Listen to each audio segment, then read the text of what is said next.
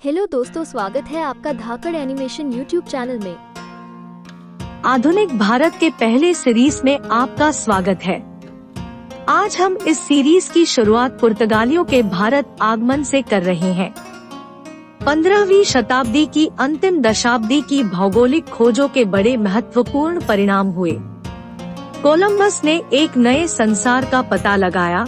बार्तोलोम्यो डिएज ने cap of good hope, उत्तमाशा अंतरीप को, जिसे वह तूफानी अंतरीप कहता था, 1488 में पार किया। वास्को डी गामा ने पुरानी दुनिया तक पहुंचने के लिए एक नए रास्ते का पता लगाया और 17 मई 1498 को वह प्रसिद्ध बंदरगाह कालीकट पहुंचा।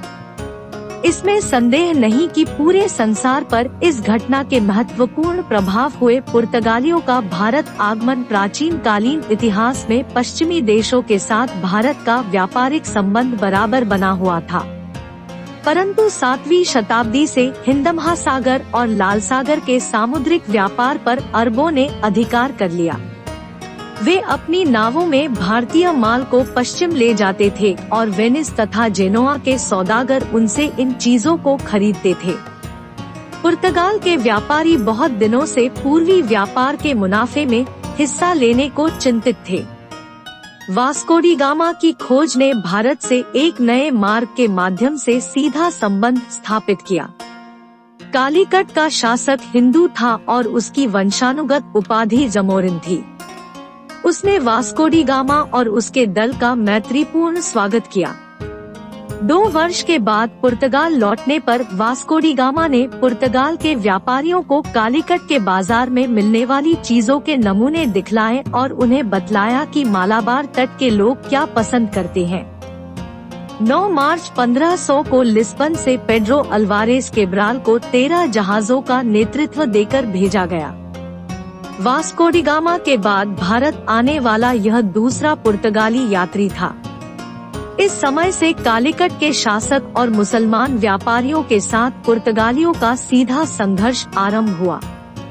वे भारतवर्ष के राजनैतिक षड्यंत्रों में भाग लेने लगे और उन्होंने जमोरिन के शत्रुओं के साथ, जिनमें कोचिन का शासक प्रमुख था, संधियां की। इन संधियों का कारण यह था कि पुर्तगालियों ने समझा कि व्यापार की अपार संभावनाओं का पूर्ण उपयोग करने के निमित्त स्थानीय भारतीय शासकों को मिलाना तथा अरब व्यापारियों को भगाना उनके लिए आवश्यक है। परंतु कालीकट का शासक अरबों का पक्ष लेता था और उन्हीं के कारण कालीकट की उन्नति हो रही थी। कुछ दूसरे मुसलमानी राज्य भी उनके प्रति सहानुभूति रखते थे।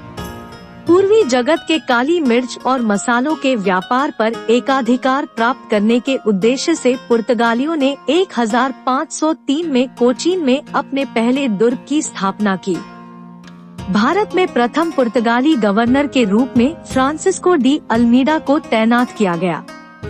अल्बुकर्क भारतवर्ष में पुर्तगाली शक्ति का वास्तविक संस्थापक अल्फांसो डी अल्बुकर्क था। 1509 में वह भारत में पुर्तगाली सरकारी काम का गवर्नर बनकर आया और नवंबर 1510 के अंत में उसने बीजापुर के शासक आदिल शाह यूसुफ से युद्ध कर गोवा पर अधिकार कर लिया, जो कालांतर में भारत में पुर्तगाली व्यापारिक केंद्रों की राजधानी बन गई। उसने गोवा की किलेबंदी मजबूत करने और इसके व्यापारिक महत्व को बढ़ाने की चेष्टा की। स्थायी पुर्तगाली जनसंख्या को बढ़ाने के विचार से उसने पुर्तगालियों को हिंदुस्तानी स्त्रियों से विवाह करने के लिए प्रोत्साहित किया। उसने मुसलमानों का भी निर्दयतापूर्ण दमन किया। धीरे धीरे उसके परवर्ती गवर्नरों ने समुद्र के निकट कई उपनिवेश कायम किए।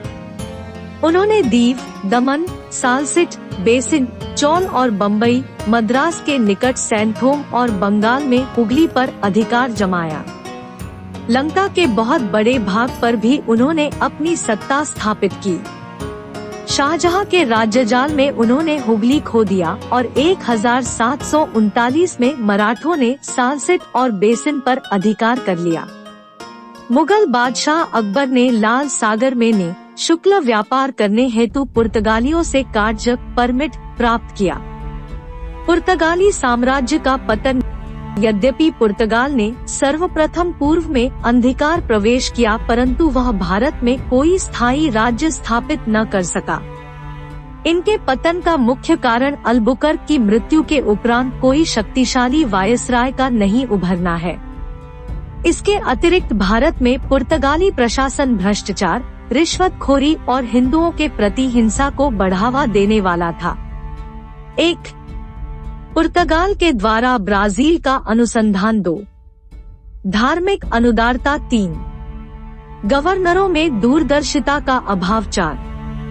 व्यापार करने के बुरे ढंग। 5. अन्यान्य यूरोपीय शक्तियों की प्रतिद्वंद्विता, डच, अंग्रेज, फ्रांसीसी आदि। ब्राजील का पता लग जाने से पुर्तगाल पश्चिम में उपनिवेश बसाने का काम करने लगा। धार्मिक अनुदारता के कारण पुर्तगालियों ने अपने राजा की आज्ञा से 1540 में गोवा टापू के सभी हिंदू मंदिरों को नष्ट कर डाला। पुर्तगालियों के आगमन से भारत पर प्रभाव। यहाँ तंबाकू की खेती पुर्तगालियों की ही देन है। फूलगोभी, टमाटर, हरी मिर्च, रसभरी, पपीता, आलू, मूंगफली इत्यादि कृषि फसलें भारत में पुर्तगाली ही लाए।